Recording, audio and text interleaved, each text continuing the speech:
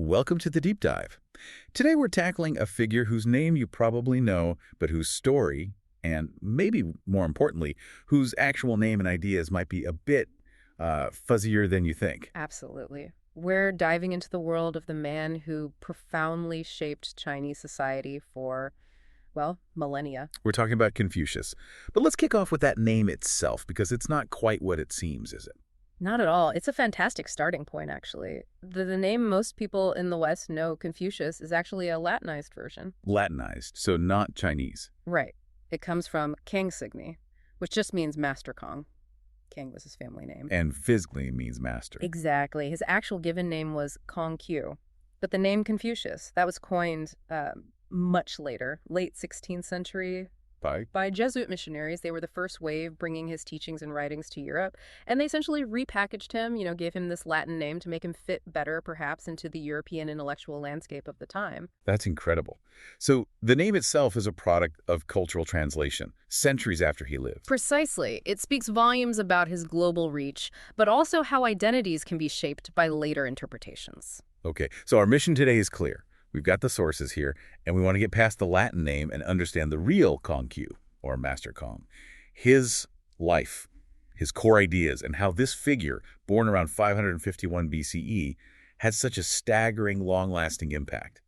He's seen as the paragon of Chinese sages, right? The ultimate sage, traditionally. And to really get him, you have to picture the world he was born into, the Spur and Autumn period. Sounds poetic, but it wasn't, was it? Far from it. It was a time of, well, intense turmoil. The Zhou dynasty, the central power, had basically collapsed. China was fragmented into these little feudal states that were constantly at war with each other. Just chaos and conflict. Social breakdown, political instability. Exactly. Moral standards seemed to be dissolving. But interestingly, this chaos also led to a huge amount of intellectual activity. They call it the 100 schools of thought. Lots of thinkers trying to figure out how to fix things. But Confucius wasn't just another voice in that crowd proposing something brand new. No, quite the opposite. He looked at the chaos and thought, we've lost something essential. He believed they'd abandoned the wisdom and the values of the earlier Zhou period, a time he saw as more ordered and harmonious. So his solution was backward-looking in a way. In the sense that he wanted to revive past wisdom, yes. He famously said he was a transmitter who invented nothing.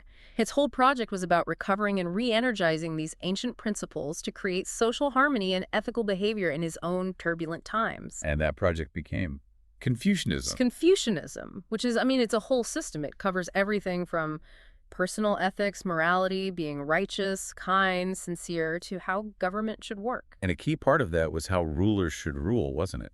Absolutely central. He argued for rule based on virtue, on the ruler being a moral example, not relying on, punishments or rewards or just raw power, which was becoming the norm. It was quite radical for the time. Okay, let's get into the man himself, Master Kong's life. You might expect someone who founded a philosophy that shaded an empire to come from, the highest levels of society. Yeah, you might think royalty or something, but no, his beginnings were incredibly humble. Where was he born? He was born in a small town called Zhou in the state of Lu. That's modern Quifu in Shandong province. His father, Kom Sidi, was a military commandant, but he was quite old when Confucius was born and died when Confucius was only 3. Just 3. So his mother raised him. Yes, his mother, Yan Zhengzai, raised him, and apparently they were quite poor, lived in poverty. That's a crucial detail, isn't it? It kind of counters the idea that wisdom only comes from privilege. How did he get educated then, if they were poor? Well, he managed to attend schools that were open to commoners, and he clearly threw himself into it. He studied what became known as the 6 arts. The 6 arts.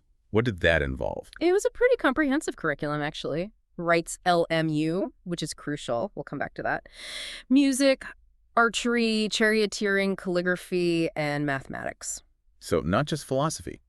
Practical skills, too. Very practical. This was the kind of education you'd need to be an effective official or administrator.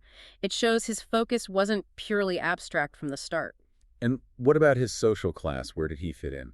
He belonged to a class called the Shi. That's S-H-I, Shi. What does that mean? It's often translated as gentry or knights, but maybe scholar officials gets closer to it later on. They were sort of a layer between the hereditary aristocracy and the common farmers. Educated men, often without much land, who served in minor government posts or as clerks or military officers. So their position depended more on their skills and knowledge than their birth. Exactly. And Confucius really championed this class. He elevated the ideal of the educated, virtuous she as the person best suited for public service. That itself was a challenge to the old system of pure hereditary power. Before he became this great teacher, what did he actually do? His early jobs were very down to earth. In his early 20s, he worked as a bookkeeper, basically an accountant, and also as a caretaker of livestock, sheep, and horses. Humble beginnings indeed. But even then, he was apparently known for his dedication to tradition. When his mother died, he was around 23, and he reportedly mourned her for the full traditional 3 years. 3 years. That sounds intense. It was a major ritual requirement, Elaine demonstrating filial piety.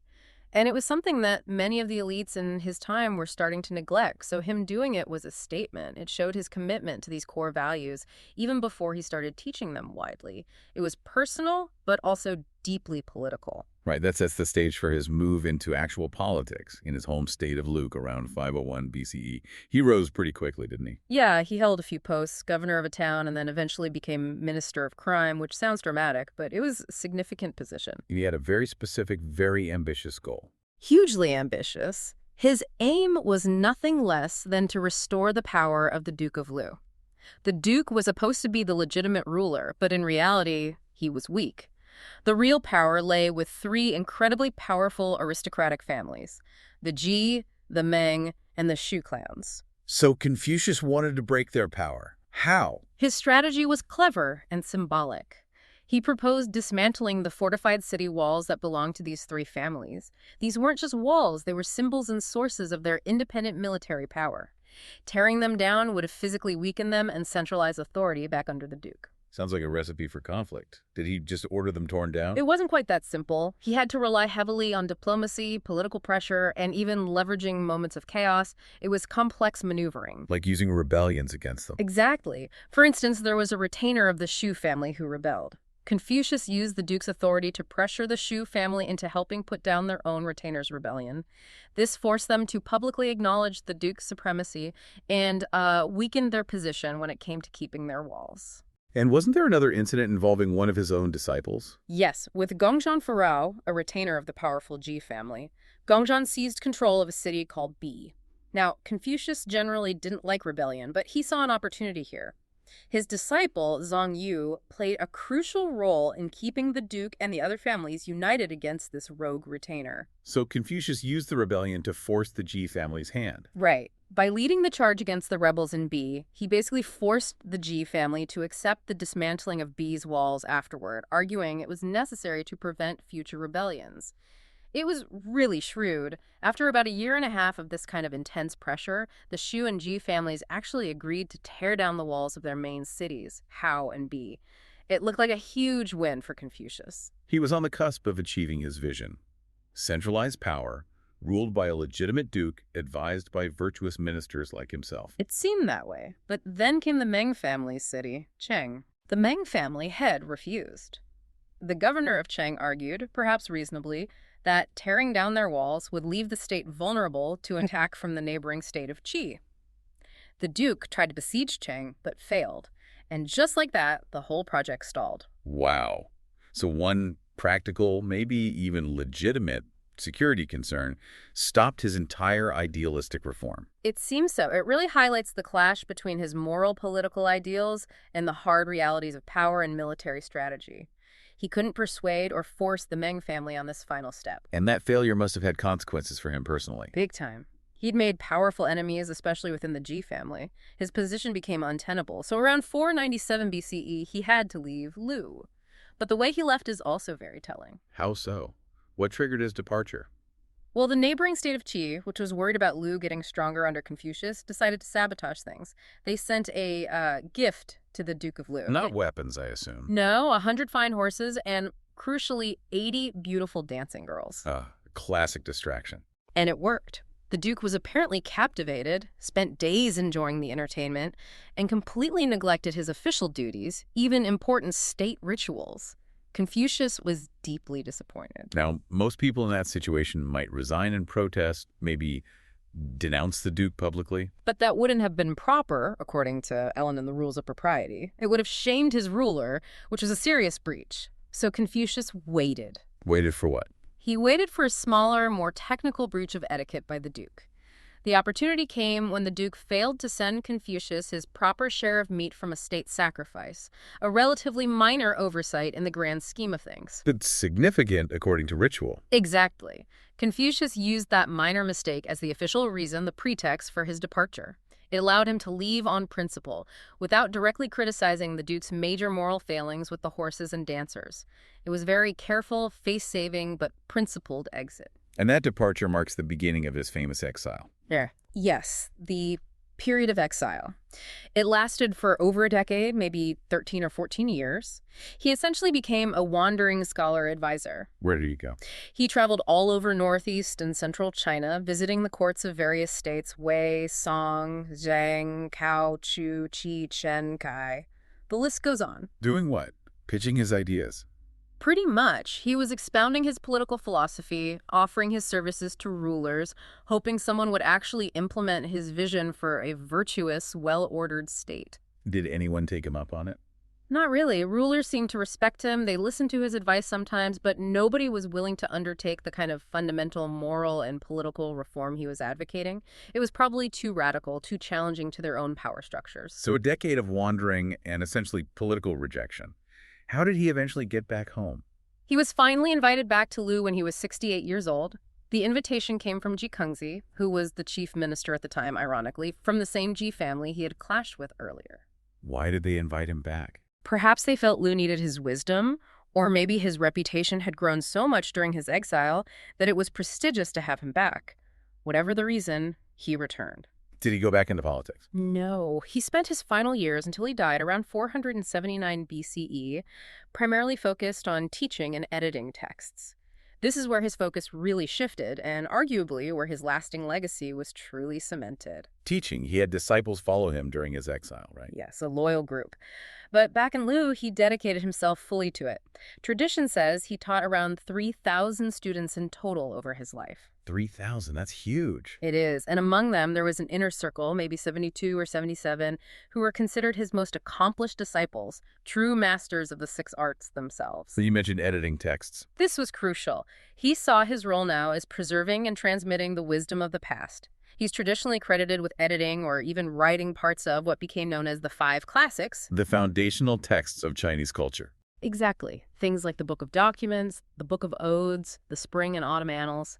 By compiling and editing these, he ensured that the historical records, the poetry, the rituals, the philosophy of the idealized early Zhou period survived the ongoing chaos and became the basis for education for centuries to come. His political career might have failed, but his work as a teacher and preserver of culture was a monumental success. Okay, let's transition to the philosophy itself, the core ideas of Confucianism. If his goal was to fix society, how did he propose doing that on an individual level? It starts with becoming a certain kind of person, right? Yes, the ideal is the junzi, often translated as gentleman or superior man, but maybe exemplary person captures it better. The entire system is geared towards cultivating junzi. And how does one become a junzi? Through study. But Confucius meant something very specific by study. Remember his transmitter, not inventor line?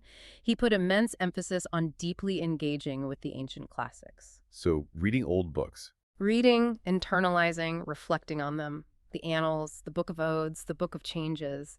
The goal wasn't just to accumulate knowledge like trivia. It was about moral self-cultivation.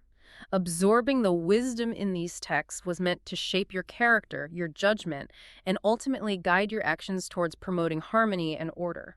So it's less about knowing facts and more about becoming virtuous. Precisely. It's fundamentally a type of virtue ethics. It's not based on a strict set of divine laws or rules. It's about developing virtues within yourself, cultivating good character, and learning to make good ethical judgments by emulating moral exemplars, the sages of the past, or even Confucius himself. How did he teach this? Was it through lectures? The Analects, which is the main source we have for his teachings compiled by his disciples after his death, shows it was often through conversation, short sayings, anecdotes, responding to specific situations. It's very contextual. And there's that one famous anecdote from the Analects that really seems to capture his focus on people, his humanism. The story about the stables burning down, it's incredibly powerful. Tell us about it. The story goes that Confucius returned from court one day to find that his stables had caught fire and burned down. His immediate and apparently only question was anyone hurt? He didn't ask about the horses. Exactly. He did not ask about the horses. Now, you have to understand, horses were incredibly valuable for transport, for warfare, for status, even for rituals. Losing them would have been a huge material and symbolic loss. But he prioritized the people. Instantly and exclusively. His first thought was for the well-being of the stable hands or anyone else who might have been there. It's often cited as just this stark example of his profound humanism, placing human welfare above property, above animals, above everything else. That really sets the tone, and it connects directly to his most famous ethical principle, doesn't it? The sort of golden rule equivalent. Yes, though it's often called the silver rule because it's stated negatively. It comes from a conversation where a disciple, Zigong, asked if there was one single word one could live by. And Confucius said, He suggested shu, which is often translated as reciprocity or consideration, and he explained it. Do not impose on others what you would not choose for yourself. Don't do unto others what you wouldn't want them to do to you. Exactly. It's about empathy, putting yourself in someone else's shoes, and using that understanding to guide your own actions, primarily by refraining from harmful behavior. It's the practical bedrock of his ethics. Okay, so empathy and humanism are central. But his system is also known for these key interconnected concepts. Let's start with Elgay. We mentioned it earlier with the 6 arts. It's usually translated as rights or propriety. Right, but it's much broader than just formal ceremonies, although it definitely includes those, like state rituals and ancestor veneration. Confucius took this existing concept and really expanded it. How so? For him, El encompassed the whole spectrum of social and political institutions, proper conduct in government, but also, crucially, the etiquette of everyday life. How you interact with your parents, your ruler, your friends, even strangers. It's the entire code of conduct. So it's about knowing the right way to act in every situation. Yes. Confucius believed these forms of behavior, these eldae, weren't arbitrary. They were developed over time by wise sage leaders to structure society and express respect within relationships. Training in eldae, learning and practicing these forms, wasn't just about appearing polite. It was essential for cultivating ethical judgment. It teaches you social discipline, respect, and how to navigate complex social interactions appropriately. It's the external framework for a harmonious society. Okay, so LA is the outer form, the proper way to act, what provides the inner substance. That brings us to Yi, right? Righteousness. Exactly. If Elling is the how, then Yi is the what and why. Yi means righteousness, justice, or appropriateness. It's about understanding what is the morally right thing to do in a particular situation and then doing it. And he contrasted this directly with something else, didn't he? Yes, very explicitly. He contrasted Yi with Li, which means profit, gain, or personal advantage. A junzi, the exemplary person, acts based on Yi because it's the right thing to do. A lesser person acts based on Li, seeking personal benefit. So doing the right thing for its own sake, regardless of the outcome or reward? Precisely. That's the essence of Yi. It provides the moral compass. Performing a ritual perfectly, but doing it only for show or personal gain, Li would be a failure of Yi. The action lacks moral substance. So we have Elming, the proper form, and Yi, the right moral intention. What's the capstone? The ultimate goal? That must be Ren. Ren is the absolute core. It's often translated as benevolence, humaneness, goodness, or human-heartedness. It's the highest virtue encompassing all others. What does this mean in practice? It's the virtue of perfectly fulfilling your responsibilities towards others. It stems from that deep empathy and understanding we talked about. Shu is related. It's about genuinely caring for others and acting accordingly. Confucius broke it down into 5 components: seriousness, generosity, sincerity, diligence, and kindness. So Ren is the ultimate goal of self-cultivation. Yes. To achieve Ren is to become a fully realized human being, someone whose responses and actions naturally and perfectly align with virtue in all situations. It's not just a feeling, it's enacted virtue. And this ties into the idea of finding the mean, the balance. Very much so. Confucius emphasized that virtue often lies in a mean between 2 extremes. For example, true generosity, Ren includes generosity, isn't about giving away everything recklessly, nor is it about being stingy. It's about giving the right amount in the right way at the right time.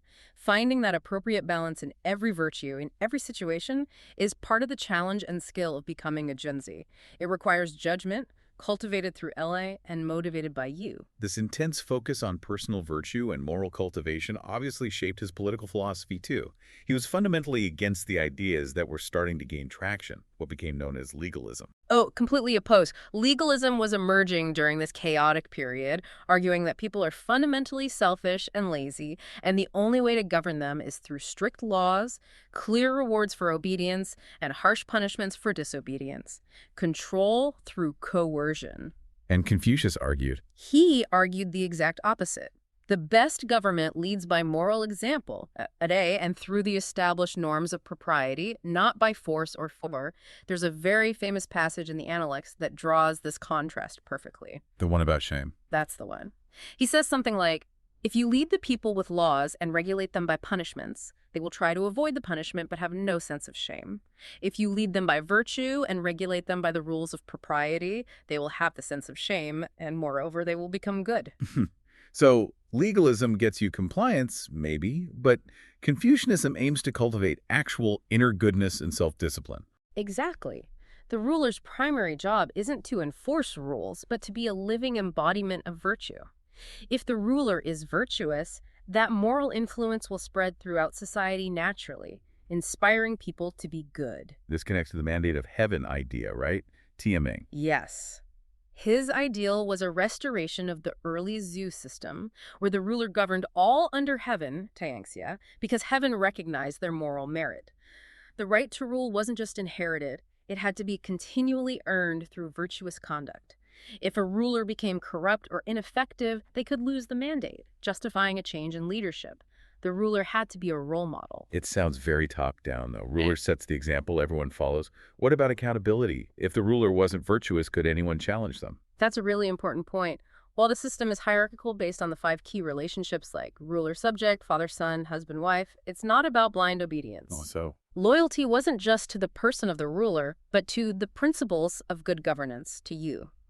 A subordinate, particularly a minister, had a moral duty to advise the ruler, to point out their mistakes, even to remonstrate quite strongly if the ruler was going against moral principles or harming the state. So you could speak truth to power. You were obligated to, out of a deeper loyalty to righteousness and the well-being of the people. Now, how you did that was crucial. It had to be done with propriety. But the duty to counsel and correct was built into the system. It adds a layer of accountability. That makes it much more complex than just obey the king. Absolutely. It demands constant moral engagement from everyone involved. One last thing before we move to his legacy. We mentioned the 6 arts earlier, and music and poetry were part of that. Why were the arts, especially music, so important to his ethical and political system? He saw music and rites as deeply complementary. Rites provide the external structure for behavior, ensuring order and propriety. Music works on the inner person, cultivating feelings, harmony, and emotional balance. He actually said something about that, didn't he? Yes, something along the lines of, music brings about harmony, rites ensure obedience. He believed that the right kind of music, refined, harmonious music, not decadent or licentious music, could actually help to cultivate a person's character and bring their emotions into alignment with the proper order of things, with heaven and earth. So listening to the right music could make you a better person. In his view, yes. It refined the spirit. And poetry, particularly the classic of poetry, the Shaijing, was also vital. He encouraged his disciples to study the odes intensely. Why poetry? He believed the poems taught crucial skills. How to contemplate things deeply, how to interact socially with nuance, how to express feelings appropriately, even how to manage negative emotions like resentment in a constructive way. Understanding poetry meant understanding subtlety, metaphor, and human emotion, all essential qualities for a Gen Z, especially one in public service. It was part of the holistic education needed to govern well. Okay, so we have this incredibly rich philosophy, developed by a man who faced considerable hardship and political disappointment. Let's trace the legacy, this unbroken thread. His immediate impact was as a teacher, wasn't it? He's considered a pioneer in education. Absolutely. He's really regarded as China's first great private educator. Before him, formal education was largely the preserve of the aristocracy.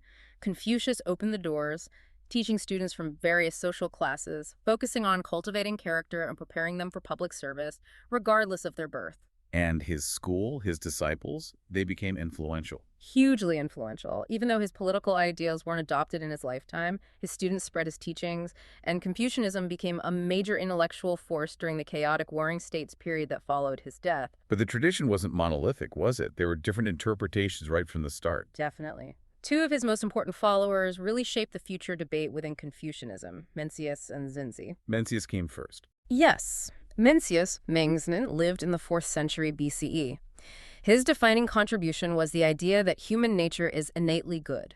He believed that ethical intuitions like compassion are natural to us, and the goal of cultivation is to nurture that goodness. That sounds quite optimistic. It is. Mencius represents the idealist extreme within Confucianism, emphasizing the inherent potential for Ren within everyone. And then came Xunzi. Xunzi, about a century later in the 3rd century BCE, offered a stark contrast. He took a much more realistic, perhaps even materialistic view. How so? Xunzi argued that human nature is not inherently good. He believed people are naturally inclined towards selfishness and disorder, like a warped piece of wood. Morality, therefore, isn't innate. It has to be taught and enforced through rigorous education, strict adherence to ritual, LAing, and social conditioning. So nurture over nature, essentially. You could put it that way.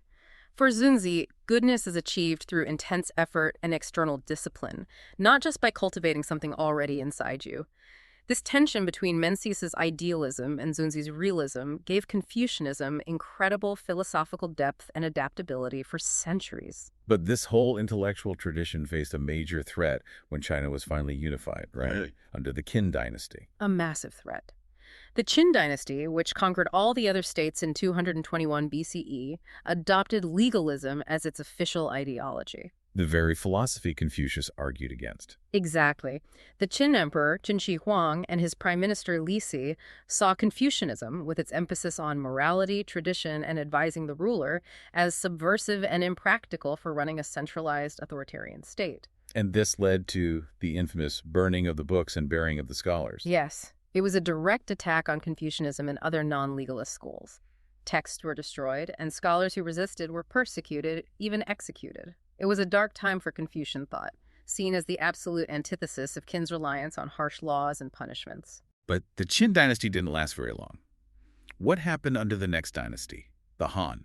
The Han dynasty, which took over after the Qin collapse, initially continued some legalist practices for state administration, but they needed a more unifying, socially cohesive ideology. And under Emperor Wu of Han, around 140 BCE, a pivotal decision was made. What was that? Emperor Wu officially sanctioned Confucianism as the state philosophy. Confucius's works, particularly the 5 classics he edited, became the official curriculum for the entire imperial bureaucracy. So Confucianism went from being persecuted to being the state ideology. How did that work, blending it with the practical needs of running an empire? It was a brilliant synthesis, really. Confucianism provided the ethical framework, the justification for the hierarchical social order, the 5 relationships, the emphasis on filial piety, which supported loyalty to the emperor, and importantly, the ideal of rule by virtuous, educated officials. And this is where the civil service exams came in. Precisely. To become a government official in Han China, and for most of the next 2,000 years, you had to pass rigorous exams based on your knowledge of the Confucian classics. This institutionalized Confucianism at the heart of the state apparatus. It created a meritocratic path to power based on education, not just birth, fulfilling one of Confucius's underlying aims. A system based on Confucian texts lasting until when? Almost without break until 1912. With the fall of the last imperial dynasty. It's an astonishing run. Think about that 2 millennia of governance shaped by the ideas of this one philosopher. And the philosophy itself continued to evolve during that time, didn't it? You mentioned Neo-Confucianism. Yes, particularly during the later Tang and Song dynasties, roughly 7th to 13th centuries CE. Confucianism faced new intellectual challenges, especially from the growing influence of Buddhism and Taoism, which offered sophisticated metaphysics and spiritual practices that classical Confucianism didn't emphasize as much. So Confucian scholars had to respond. They did. Neo-Confucianism was a major revitalization movement. Thinkers like Zhu Xi and others integrated metaphysical concepts about the nature of reality, Li and Hepi, and developed new methods for self-cultivation to deepen the spiritual dimension of Confucianism. Like meditation. Exactly. Techniques like quiet sitting, Jingzhu, which bears resemblance to Buddhist meditation, became part of Neo-Confucian practice, aimed at achieving inner clarity and understanding one's own nature. It showed how Confucianism could absorb and adapt ideas from competing traditions to remain relevant. Okay, so it dominated Chinese thought for centuries.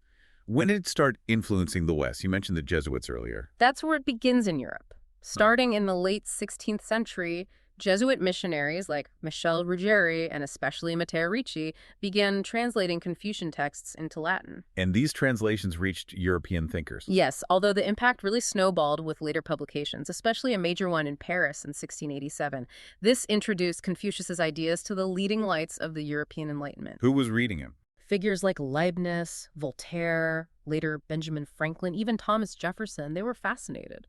What did they find so appealing? It seems like a very different world. For thinkers of the Enlightenment, particularly the deists who believed in a creator god but rejected organized religion and revealed scripture, Confucius offered something amazing, a highly sophisticated rational system of ethics and governance that was based entirely on reason, observation of human relationships, and self-cultivation without recourse to divine revelation. So he was like a model of a secular sage. Exactly. He represented the possibility of achieving profound morality and social order through human reason alone.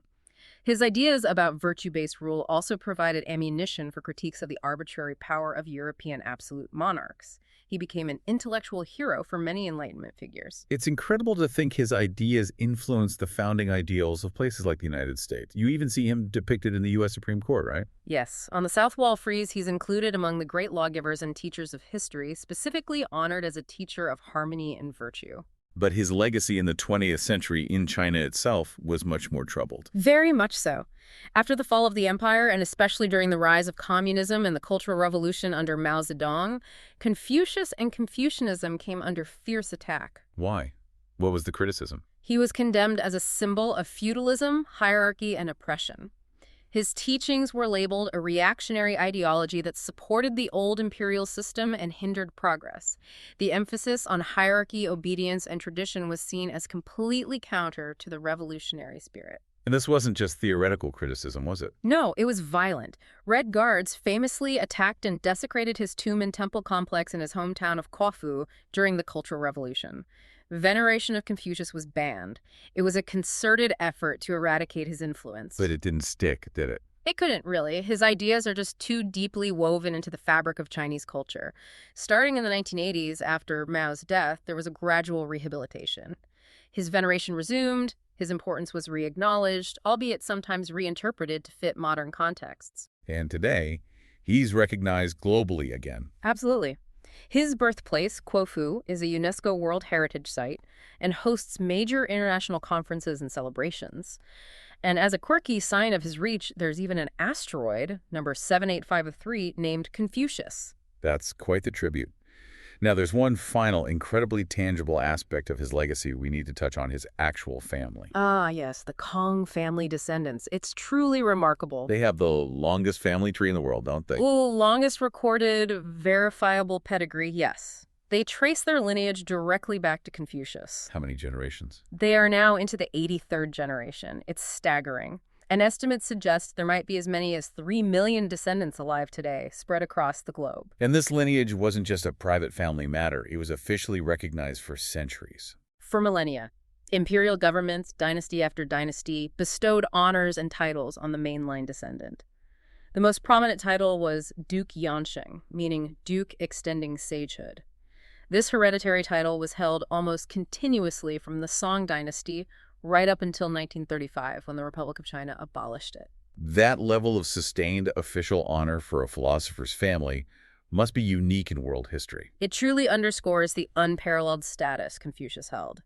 Even when the family line split during times of upheaval, like during the Song dynasty when one branch fled south to Guizhou to escape invaders while the main branch stayed north in Corfu, both lines were meticulously tracked and honored. The continuity of the bloodline itself became a symbol of cultural endurance. And they still maintain the genealogy today. Oh, yes. A massive effort went into compiling the 5th edition of the Kong family genealogy, which was completed in 2009. It was updated to include ethnic minorities, overseas descendants, and for the first time, women. And science has even weighed in. There have been genetic studies. A 2013 DNA study looked at the Y chromosomes of several different Kong family branches claiming descent and found they shared the same characteristic Y chromosome, providing strong scientific evidence supporting the traditional claim of a single, continuous male lineage stretching back through the centuries. Wow. So the family itself is a living testament to the enduring legacy of Master Kong. What an incredible journey through the life, thought, and legacy of Confucius, or Master Kong. From those humble beginnings, through political struggles and exile, to become the architect of a philosophical system that shaped a civilization. It really is an amazing story. He saw chaos and believed the answer lay in looking back, in reviving ancient virtues, but he did it in a way that created something incredibly resilient and adaptable for the future. His focus was always on that inner cultivation leading to outer harmony. That idea of self-cultivation, of striving for Ren, Yi, and La is powerful, and his emphasis on finding the right way, the mean between extremes. That concept of the mean is so central. Virtue isn't just about having good intentions. It's about finding the skillful, appropriate expression of that virtue in every context. Giving the right amount, showing the right degree of respect, being firm when necessary, but not harsh. It's a constant balancing act. And that leads us perfectly into a final thought for you, our listener, to consider drawing on everything we've explored from these sources. Confucius lived in a time of intense division and competing ideologies, and his solution hinged on cultivating virtue and finding that mean, that appropriate balance to restore harmony. So the question to ponder is this. In our modern world, which is arguably just as complex, polarized, and maybe even chaotic in its own ways, with information overload and often very extreme viewpoints dominating public discourse, what specific challenges would someone like Confucius face today in trying to identify and promote that right amount of virtue needed for social and political harmony? Where would he even begin to find the mean amidst today's extremes?